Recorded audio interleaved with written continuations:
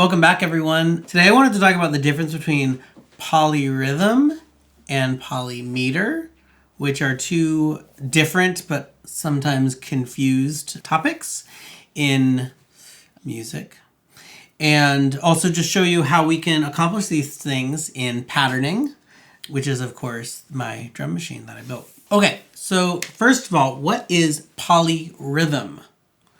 Polyrhythm is when you have two different subdivisions of a measure, basically, meaning you divide a span of time into two competing or conflicting subdivisions. So, for example, you could have 3 against 2.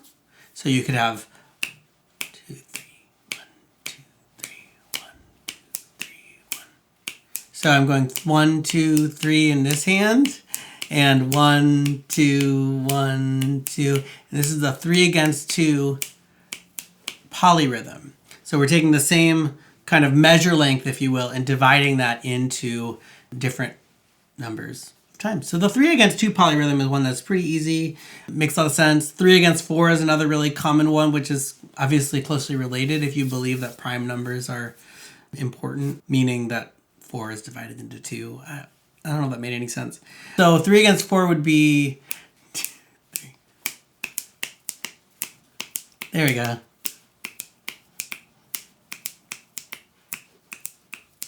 So that would be a 3 against 4 polyrhythm. We're dividing it 3 in this hand and 4 in this hand. But of course, we can have much more complex ones. I'm not very good at doing a really complicated one, but one that I probably could do is a 5 against 2. So we could do 5 against 5 in one hand. 3, 4, 5, 1, 2, 3, 4, 5, 1. It's kind of cheating. It's not even really that hard because I'm just counting it as like a measure of 5. That's impressive, right? 5 against 2? Yeah, I'm basically a machine.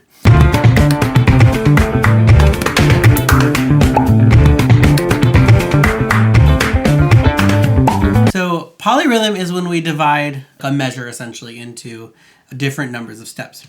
So it's really easy to do this in patterning. It's one of the things that you've been able to do since the first version of patterning, which was like 10 years ago now.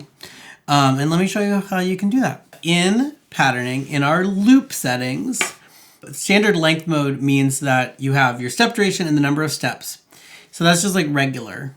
If you put this in divide mode, it instead thinks of the circle as a measure of a certain length, and then the divisions are the number of subdivisions of that. So divide mode is perfect for doing polyrhythms. So let's have a measure of 4, 4, and let's do just like a 4 here. And we'll just type in this kick drum. And then I'll go to a snare pattern, and we'll put this in divide mode, and then we'll go 3 divisions.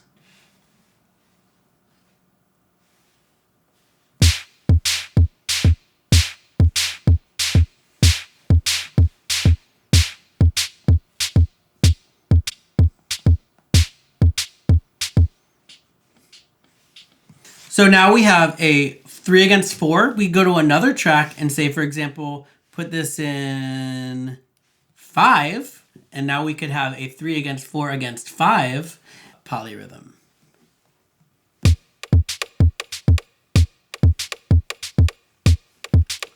That's pretty wild.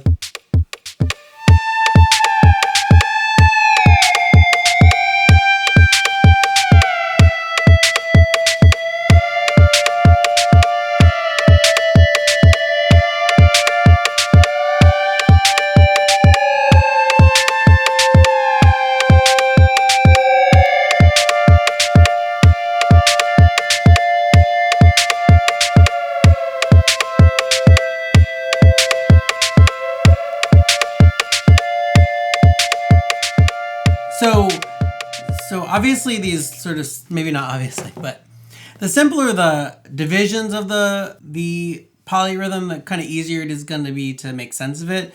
If you do something like a 7 against 11, probably going to be pretty hard to hear, but it is kind of a cool exercise to set up like a 7/11 polyrhythm and just kind of hear what happens. I did recently make like an Instagram reel that was like a prime number polyrhythm, so it was like 2 against 3 against 5 against 7 against 11. I think I went up to, did I only go up to 13? However many, you'll have to go and check it out. But that was really interesting because it's really kind of hard to make sense of it, but you can kind of hear individual subdivisions in interesting ways. So it's a really fun thing to play with. Let's see what happens if I do like a 5 against 8 kind of thing. So let's make a new one here. Maybe like a kalimba sound. This is a fun one. So let's go 5 and 8. So doom, doom, doom.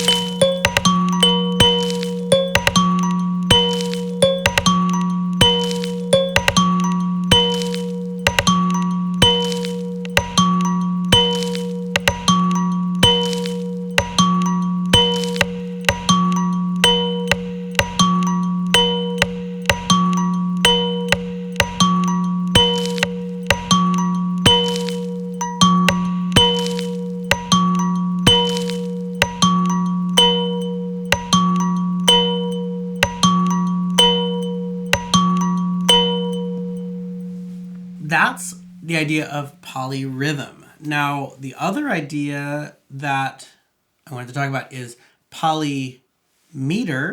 So in a polymeter, we have two different time signatures happening at the same time. So for example, if we have a measure of 3/4, and let's just say we have kind of, pattern like this or whatever, and a measure of 4/4, and we have, pattern like this, there are different lengths of measures. And so if you have these two different meters happening at the same time, they're going to kind of phase with each other and go in and out of sync with each other.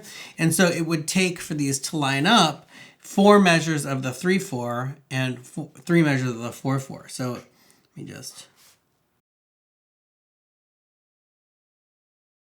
So they line up after 4 measures of the 3 and 3 measures of the 4.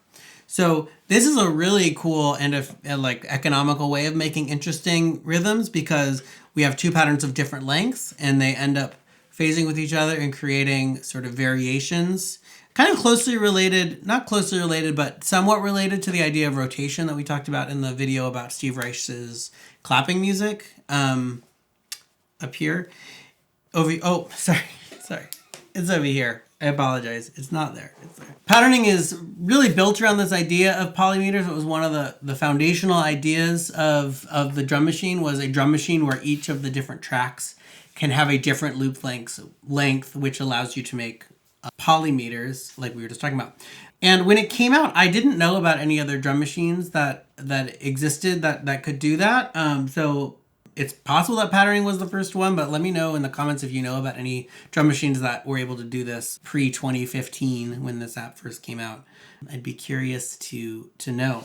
To make a polymeter in patterning, all we need to do is just set up different loop settings for each of our loops. Let's start with a kick drum pattern that's in 4/4. Just something kind of simple. And then we'll go to, say, a snare. And instead of our snare being in 4/4, let's make it in 3/4. So we'll make it 12 16th notes long.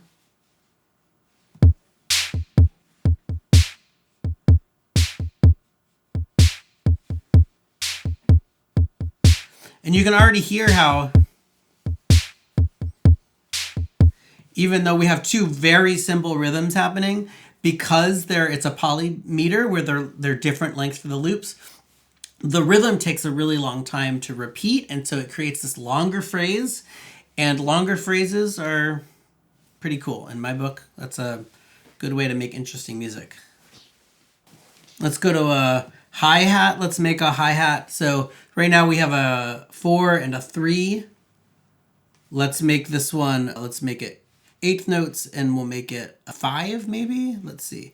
So this is something I really like to do, is maybe make sort of a regular kick and snare, but use something like the hi-hat to make something a little bit more complex. A shorter odd time signature for the polymeter.